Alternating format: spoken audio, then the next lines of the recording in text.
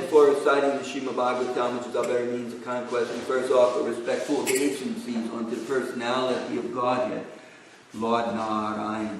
Unto Narayana Rishi, the supermost human being, Mother Saraswati, the goddess of learning, and Srila Vyasa Dev, the author. By regular attendance in classes on the Bhagavatam, by rendering service to the pure devotee, all that is troublesome within the heart becomes destroyed to practically nil, and thus loving service unto the glorious Lord, who is praised with transcendental hymns, becomes established as an irrevocable fact. Srimad Bhagavatam, Canto 2, Chapter 1, First Steps in Self-Realization, text number 25 today. Please repeat. Anda Koshe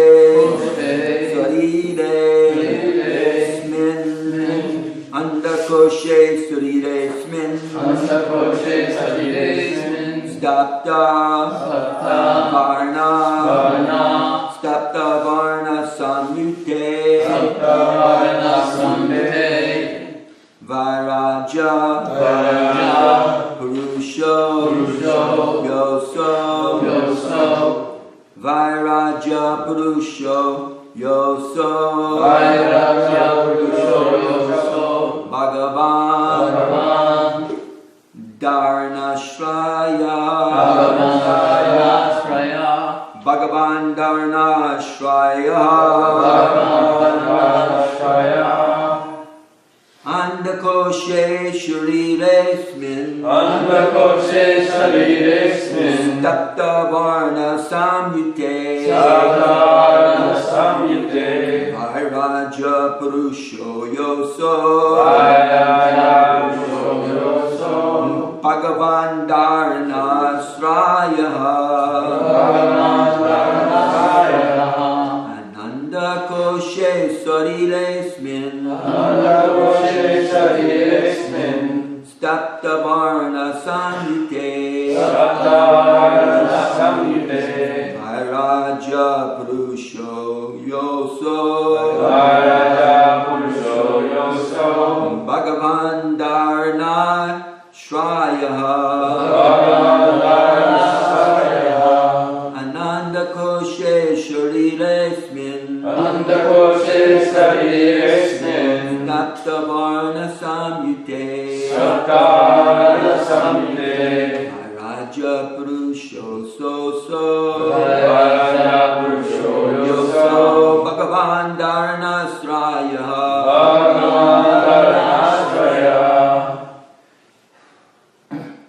Andakosha Sariresmin Saptavarna Samyute Vairaja Purusho Yoso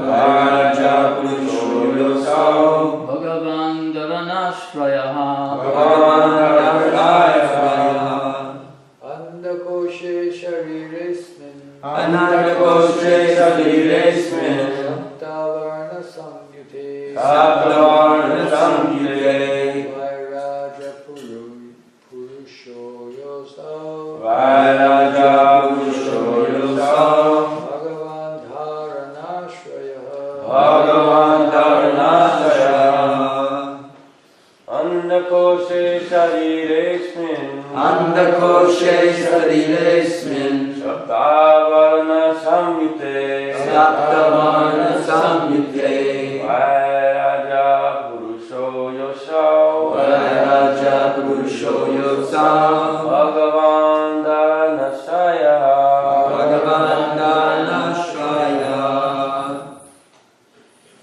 Anandakoshe shariresmin Anandakoshe shariresmin Saptavarna samyute Saptavarna samyute Vairaja purusho yosav Vairaja purusho yosav Bhagavan dharanashraya Bhagavan dharanashraya.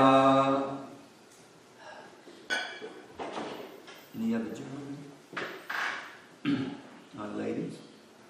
Andakoshe shariresmin Anandakoshe shariresmin Saptavarana samyute Saptavarna samyute Vairaja purusho yosho Vairaja purusho yosav Bhagavan dharanashraya Bhagavan dharanashraya.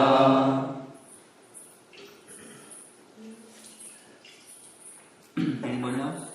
Andakoshe shariresmin Andakoshe shariresmin Saptavarana samyute Saptavarna samyute Vairaja purusho yosav Vairaja purusho yosav Bhagavan dharanashraya Bhagavan dharanashraya. That's it. Anyone else? Anandakoshe. Andakoshe Within the universal shell. within the universal shell Study in the body of in the body of Asmin. This. Stapta. Sevenfold. Avarna. Covering. Samyute. Having so done. Vairaja. The gigantic universal. Purushaha. Form of the Lord. Yaha. That.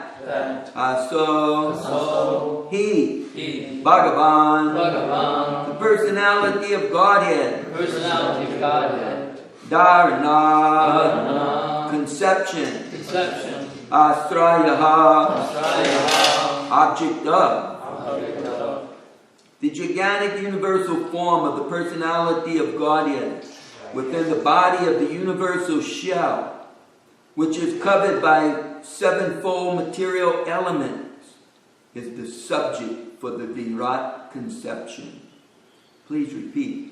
The gigantic universal form of the personality of Godhead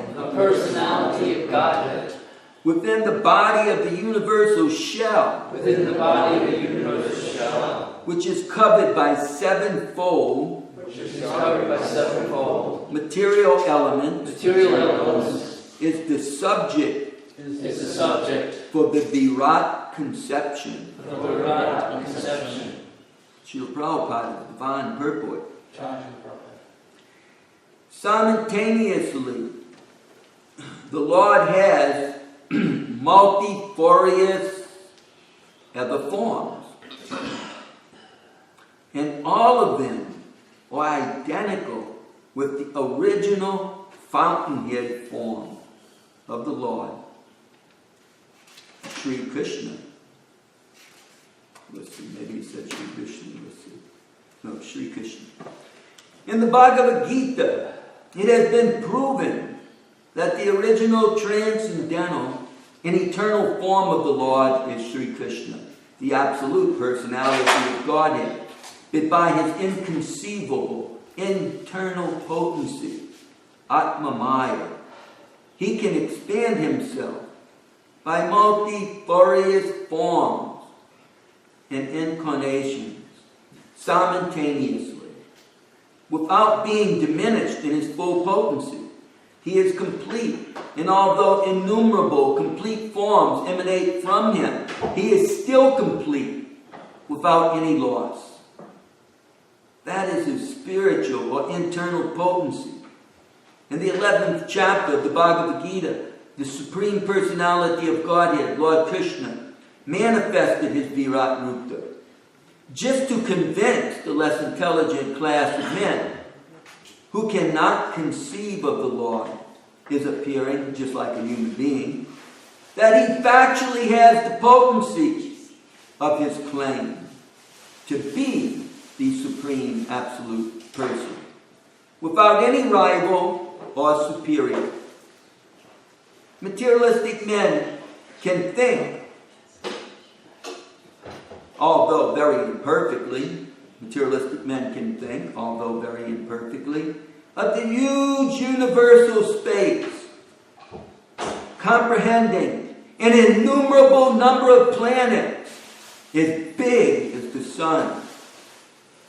They can see only the circular sky overhead without any information that this universe, as well as many other hundreds of thousands of universes, are each covered by sevenfold material coverings of water, air, fire, sky, ego, Namanan, and material nature.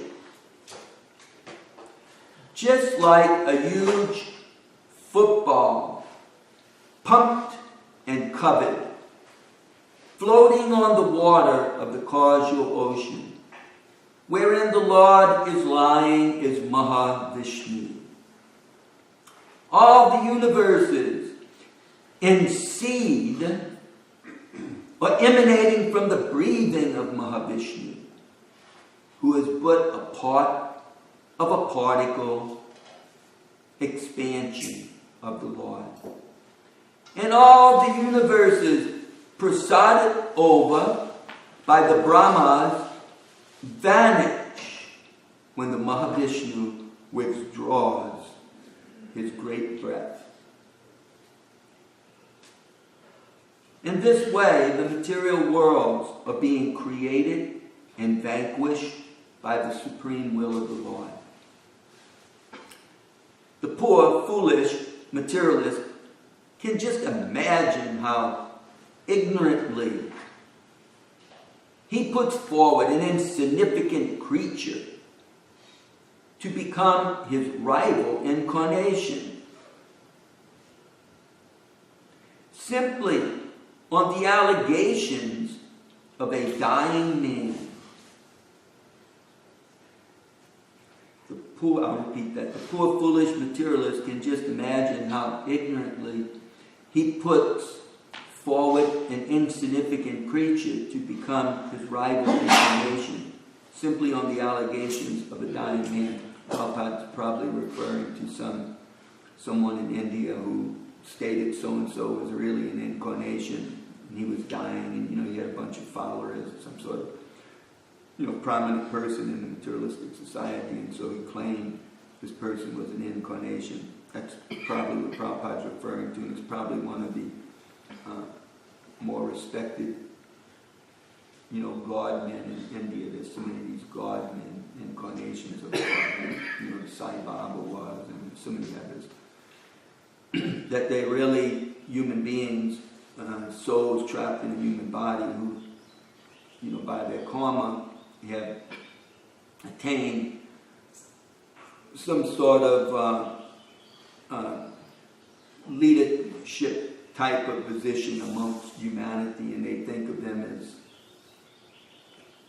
in some sort of spiritual way, even to the extent of thinking of them as incarnations. And unfortunately, they may even think of themselves like that, or they may know the truth and they go on fooling people because they, they acquire a lot of wealth, generally speaking, a lot of followers and power. And many of these God men in India, people, they see somebody, just like here in the West, we have, some powerful ministers, and they claim to be representing God. And, people give them lots of money to carry on their preaching activities. And so sometimes they truly are, and sometimes they truly aren't. And, they probably, a lot of them just in between, trying to be God's representative and doing their best. The thing is, people can become easily enamored when they have large following of people, and people are thinking they're so great, whether they're God's representative or whether people think that they're God. And so if people think that you're God and you allow them to do so, then that's the biggest Maya, one's most deluded. At least if one's thinking I'm God's representative, at least he's in sort of a Brahminical position, depending on how foolish he is. If he's actually just a some sort of debauchee type of person who's taking advantage of people due to his reputation, then he's not very much of a Brahmin. He's just and to some degree, generally a large degree, misleading people. Generally, these people are all corrected. They become exposed, and they have to go off in embarrassment. And many times their whole ministry breaks up. Sometimes they beg for forgiveness, and the people rally behind them. In any case, from what I can see, Prabhupada was referring to some poor, insignificant creature who people thought was an incarnation. The last few sentences of Prabhupada's purport, let me read that. The Virat Rupa was particularly exhibited by the Lord just to give a lesson to such foolish men, so that one can accept a person is the incarnation of Godhead only if such a person is able to exhibit such a Virat Rupa as Krishna did. The materialistic person may concentrate his mind upon the Virat or gigantic form of the Lord in his own interest, and is recommended by Sukadeva Goswami. But he must be on his guard not to be misled by pretenders who claim to be the identical person as Lord Krishna, but are not able to act like him or exhibit the Virat Rupa, comprehending the whole of the universe. Thus ends the Bhaktivedanta purport to the 25th sloka of the first chapter of the second canto of the Srimad Bhagavatam. Srila Prabhupada Ki Jai. I offer my humble obeisances unto the lotus feet of Srila Prabhupada, who has led us out of darkness and opened our eyes with transcendental knowledge found in the Srimad Bhagavad Gita, Srimad Bhagavatam, and Sri Chaitanya Charitamrita. Srila Prabhupada Ki Jai. So this was one of Srila Prabhupada's favorite topics, exposing these rascal godmen that still are there. They were there during Prabhupada's time, and they're still there. So many of them have, followings of people, and people worship them. But none of them can ever exhibit the Virat Rupa, the universal form of the Lord that Sukadeva Goswami is teaching the neophyte. Because when we first come to Krishna consciousness, many of us, not born in a family of devotees, may not have been devotees of Krishna, somehow ever wasn't imbued with faith in Krishna's transcendental form or some bona fide incarnation of Krishna. We had all sorts of ideas about the absolute truth. And so here we find that Sukadeva Goswami, for the welfare of the general mass of people, he's dealing with the universe that everybody lives in. And he's teaching how God composes this universe. And if we meditate upon God within the universe, which, is something we can grasp with our senses, we'll see in the future how everything in the universe is a part of the Lord's Virat Rupa, his universal form. And people can begin their practice of meditation like that. This system that Sukadeva Goswami is teaching was a common system in the days of yore, and you see it so common today. People are making big livings off of teaching yoga.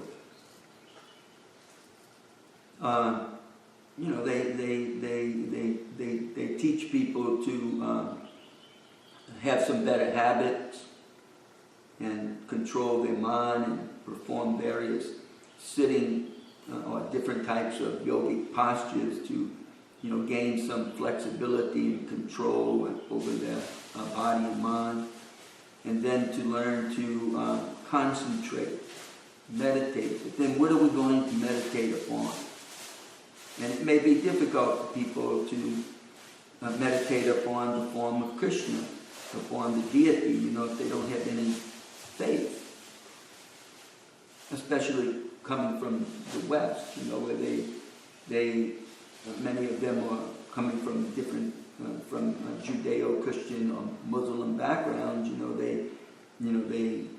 They're taught not to meditate upon any type of form, statue, picture as God. So, and then atheistic people have their ideas, and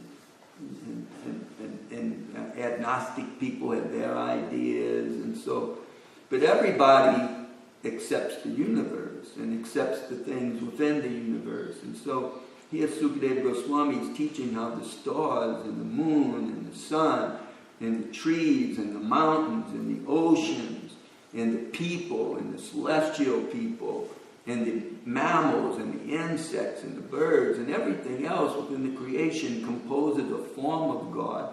And if we learn to meditate upon it, then we can make advancement. It actually purifies one. And it becomes easier to become Krishna conscious. So it's an initial step. It's the first step in self-realization. We'll see it throughout the rest of this chapter. So there's a system being taught. But yet, as Prabhupada was pointing out, you have foolish people, who claim to be an incarnation of God. They have flesh and blood just like us. And they may be a Sanskritist. They may know a lot of Shastra. They may have some mystic power, They may be able to sit in meditation for days, without eating and drinking. Sometimes even longer. But can they really reveal their Virat Rupa? Can they really prove that they're an incarnation? There's a lot of yogis that can sit in meditation and can do things. Famous example of the one Bhaktivinoda Thakur exposed. He wouldn't give in to Bhaktivinoda Thakur, and he challenged him to do what he was going to do, and then he retaliated with all of his yogic power to try to harm him. But Bhaktivinoda stood his ground, and eventually, with some of his assistants, he was able to beat the yogi. The yogi became deflated. His power dwindled before Bhaktivinoda's spiritual Shakti, and eventually he committed suicide. passed on. So, they're just like us, but they have some little power, and yet they claim to be Krishna. They have no idea how insignificant they are. They've become so puffed up. This is Maya. We're so insignificant, but we become so puffed up. Just like materialists, they become puffed up, by how great they are. They're a good singer, or they're a good football player, or they're a good, whatever, Oh, I'm a great scholar of this, or a great scholar of that. Or, I'm a green beret, or I'm this, I'm that. I'm been senator for 25 years. I'm going to bring my people, what they need, and just vote for me. So we become puffed up in the material world, but people they with the same false ego, they become puffed up, trying to take over Krishna's spiritual kingdom, claiming to be Krishna. They can't even put one foot in the spiritual kingdom, one toe in the spiritual kingdom, but yet they think they're like Krishna, think they are Krishna. It's really foolish people. So somebody may challenge, they may challenge, well, you people, Prabhupada didn't claim to be God, so can't ask to see his Virat Rupa. He just claimed to be God's insignificant servant of the servant. And for his disciples, he was certainly God's bona fide representative.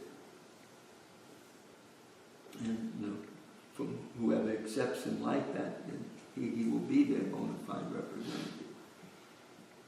But the devotees are all declaring, from Prabhupada on to Lord Chaitanya, they're all declaring that really Lord Chaitanya is Krishna, and therefore our teachings have some potency because it's Krishna come back and gave it. Otherwise, Krishna was here a long time ago, and people can say things became contaminated.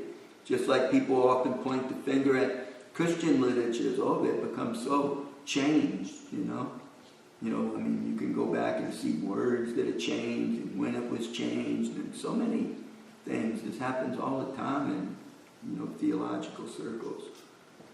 So they could say that all about, they do say it about Vedic literature. But Lord Chaitanya was here just 500 years ago, and he is Krishna. He studied these 700 verses from Bhagavad Gita. He studied these 18,000 verses from Srimad Bhagavatam. His devotees gave his biography. So they may say, well, where's his Virat Rupa? You say he's Krishna, then where's his Virat Rupa? They may say like that. But they have little faith. They don't know that Advaita Acharya also wanted to see that Virat Rupa. And he is the Mahavishnu. He threatened that if the Lord didn't come, then he would get rid of all these materialists. He was so sick of it. The devotees were so sick of it. He tried chanting, and these people just make fun. They have no faith. They condemn you. They say, the Muslims are going to come. They're going to kill us all because you're doing this Hindu stuff, out loud. So Dvaita Acharya couldn't take it any longer. Devotees being tortured like this by the faithless. And so he threatened that, he would take out his disc and slay all the meat eaters and atheists. But, the Lord came. So then, Krishna showed his Virat Rupa. If Lord Chaitanya is an incarnation, where's his Virat Rupa? So one day, Advaita Acharya was absorbed in kirtan. And he was dancing. He wouldn't stop dancing. He was in such great ecstasy. It went on for hours, like 6 hours. The devotees became tired. Eventually, the Bajram wound down, and Dvaitacharya calmed down a little bit and laid down. The devotees all went off to take a bath, try to refresh themselves. And Dvaitacharya started falling in great ecstasy. His mind completely outside of this world. He was just feeling separation from Krishna, just like Lord Chaitanya prays. We say, "Oh Govinda, your separation is feeling like 12, your moment is feeling like 12 years or more in separation from you." And we use that, translation 12 years because people can't understand 12 yugas. You say 12 yugas, they don't understand until they, become a little conversant in the Shastra. But the translation is 12 yugas. That's an inconceivable amount of time. But one moment is feeling like that in separation from Krishna. So Advaita Acharya was feeling like that. And the Lord knew. Mahaprabhu knew that. He had just started exposing himself to the devotees. Previously he was unexposed. By his yoga maya, nobody could figure him out. Just like when Krishna was here. None of the Kshatriyas could figure him out. Only the Pandavas. They didn't know what to think of him. He was a cowherd boy. Just a cowherd boy.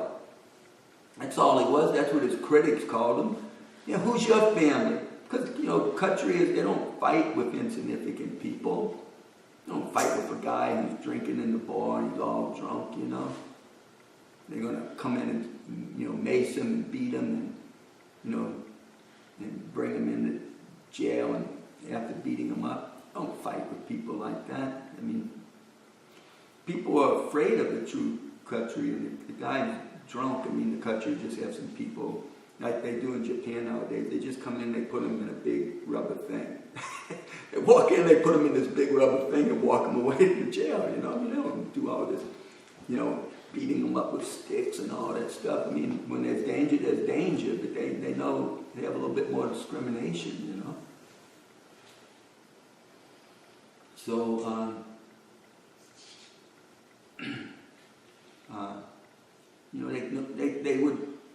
Krishna's critics would just call him a cowherd boy. That's like, that's defamation, it's like shaming, it's like, calling, it's like going up to President Trump or something and saying, "Oh, Mayor Trump, oh, aren't you mayor? You mayor of Milwaukee, right?" Man, it'd be, it would be, it'd be, Insulting. Yeah, insulting to him. He's the president of the country and you're calling him mayor of Milwaukee. On purpose, they know that you're doing this on purpose. It's just making fun of him. So they would call Krishna a cowherd boy. He's just a cowherd boy.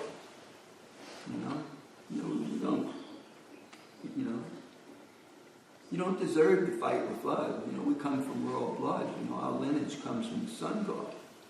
Our lineage comes from the moon god. We don't fight with cowherd boys. Go tend the cows. They would do that to Krishna. Only the Pandavas knew, and a few others like Bhishma, and Dronacharya, some others, Queen Kunti. Of course the Yadu dynasty knew. But so many Kshatriyas didn't know. How many Kshatriyas did Krishna fight with and kill? They didn't know. He had to prove it. Nobody could fight like Krishna. There's not a Kshatriya ever like Krishna. There's never been a Kshatriya like Krishna, and never will be a Kshatriya like Krishna. You could fight with any of them. So the same with Lord Chaitanya. There was never a scholar like Lord Chaitanya. All these people that claim to be, potent scholars, big memories, they can, argue and debate. None of them could beat Lord Chaitanya. His pastimes were, just enthralling to the students. To hear about Lord Chaitanya's pastimes as a student and a professor is simply amazing. So he had given that up, though. He renounced it. Just renounced it.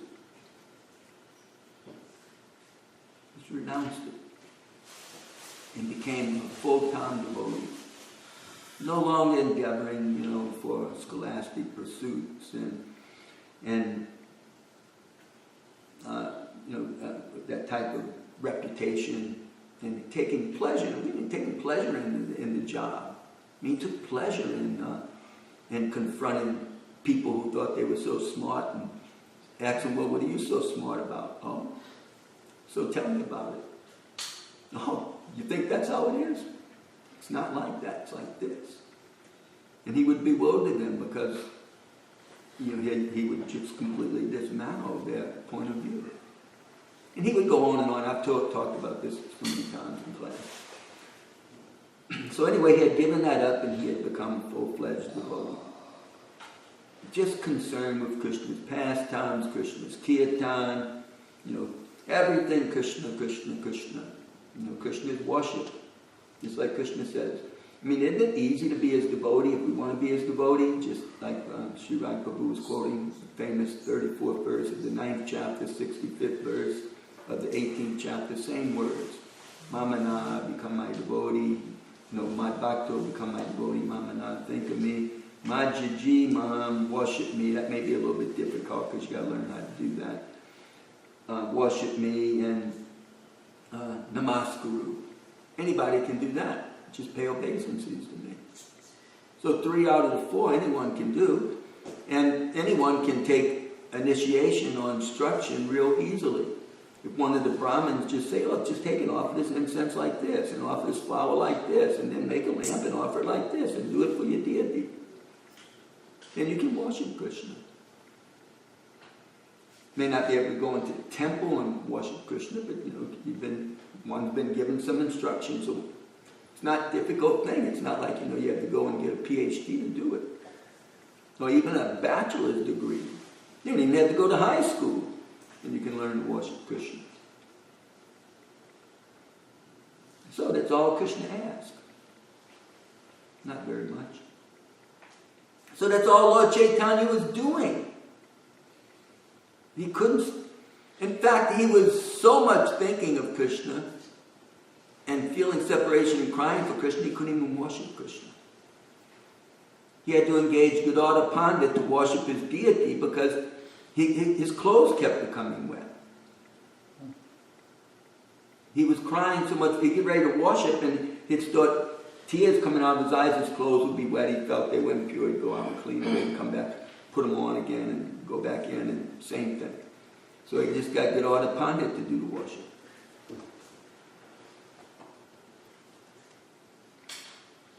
So Advaita Acharya is like just he's like in tremendous spiritual agony and pain in separation from Krishna. So Lord Chaitanya comes running. I forget what house they're in, but he comes running. The devotees all the way. And he runs in and he picks up the Acharya. He says, Acharya, what do you want? What do you want? Haven't I given you everything? What do you want? And so Advaita Acharya is looking at my Lord. I want to see that form that you showed Arjuna in the battlefield. Show me that form in full opulence. Just like we read about in the 11th chapter of Bhagavad Gita. And so Lord Chaitanya said, so be it! And immediately he manifested the universal form to Advaita Acharya. And Nityananda Prabhu, he knew what was going on.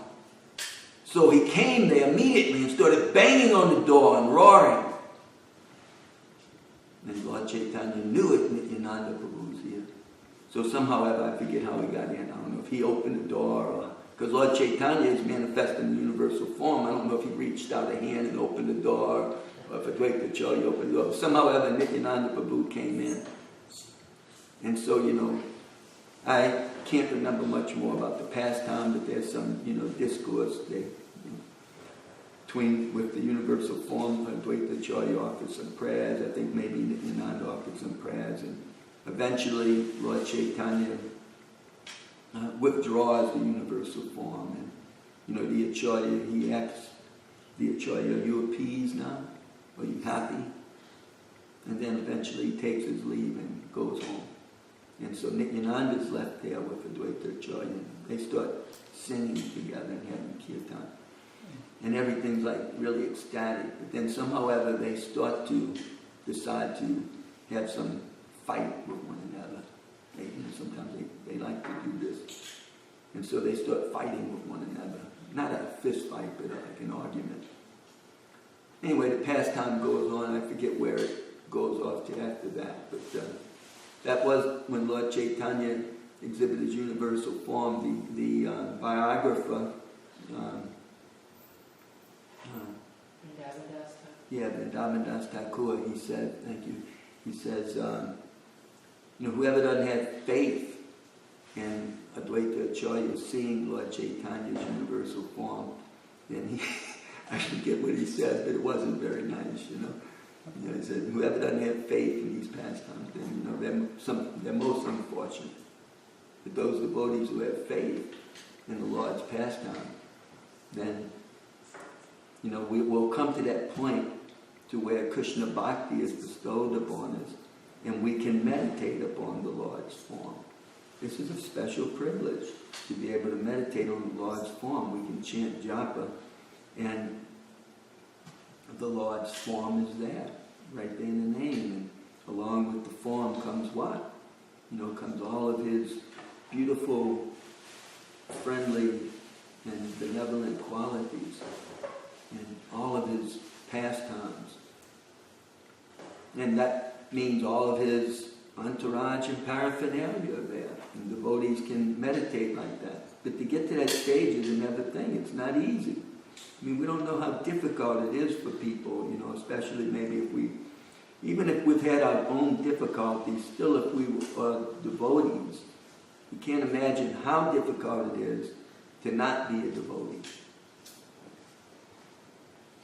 We can't understand Prabhupada's greatness until you understand what it's like not to be a devotee and for Prabhupada to make somebody into a devotee. A real devotee. Someone who may just have a little faith in Krishna's forms. What to speak of somebody who's like a real devotee, have a lot of faith. It's almost like Baba. They have emotions for Krishna. They love Krishna. That's, of course, real devotee there. But someone who just has faith, but he's a devotee. He's actually really a devotee. Maybe a neophyte, maybe a Madhyamadakari, second-class devotee, not yet first-class devotee, but just a devotee. It's like a big thing to be a devotee if you're a non-devotee. It's very difficult to be a devotee if you're a non-devotee because you have no faith. Everything seems ridiculous in one sense. The people seem ridiculous, and you commit offense after offense after offense. You can't even come around them because you just make an offense.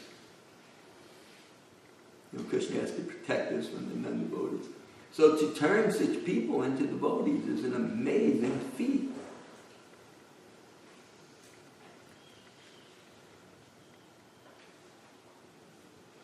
So we do that by hearing from Srila Prabhupada's books, through the lips of his devotees, because they can teach us about the things that may be bewildering to us. We don't have to just sit there and try to figure it out ourselves, read paragraph after paragraph, trying to speculate about what it means, and then you go on reading and you realize you were wrong, and then you have to keep assimilating the whole book yourself. Do people go to school like that?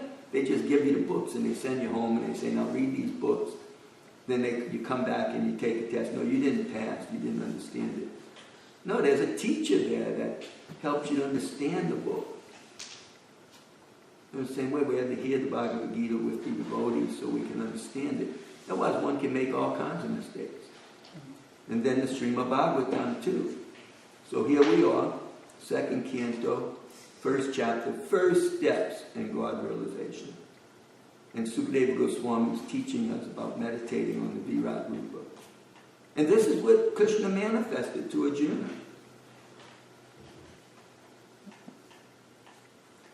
He manifested it also to Duryodhana, trying to convince him not to make a war. But Jordan just thought it was some mystic trick. And he was determined to have that war. So anyhow, this beginning of self-realization teaches us how to see everything in the universe in the universal form. Even all the mammals, it's said it's on the belt of the Lord. All the mammals in the world, camels, elephants, all these creatures on the belt of the Lord.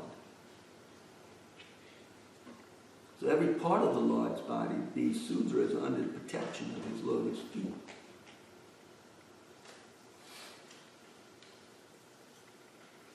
So every part of the Lord is a part of this universal form that we can meditate upon.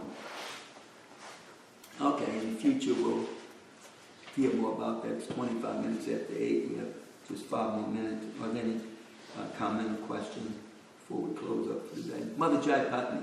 Prabhupada said it requires a little lunacy to be a devotee. Little lunacy?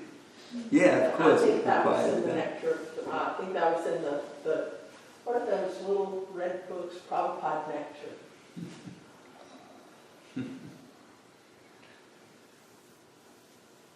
We'll have to let our old friend Brian Birmingham, Veda Vyas, find out for us, because he's expert at searching out the things that devotees say that Prabhupada said and finding out if Prabhupada ever said it, you know.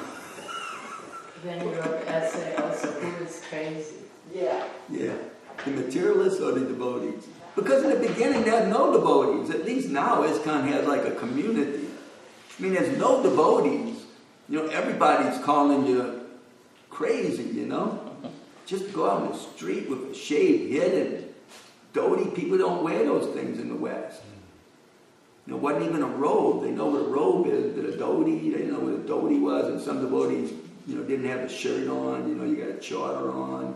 Then you got this seeker. They don't know what a seeker is. It looks like, you know, to them it looked like what Chinese sometimes wearing. There was no Chinese wearing it. There wasn't those types of hairstyles back then. People either wore their hair long, or they wore, you know, cut like you see businessmen on Wall Street wearing it.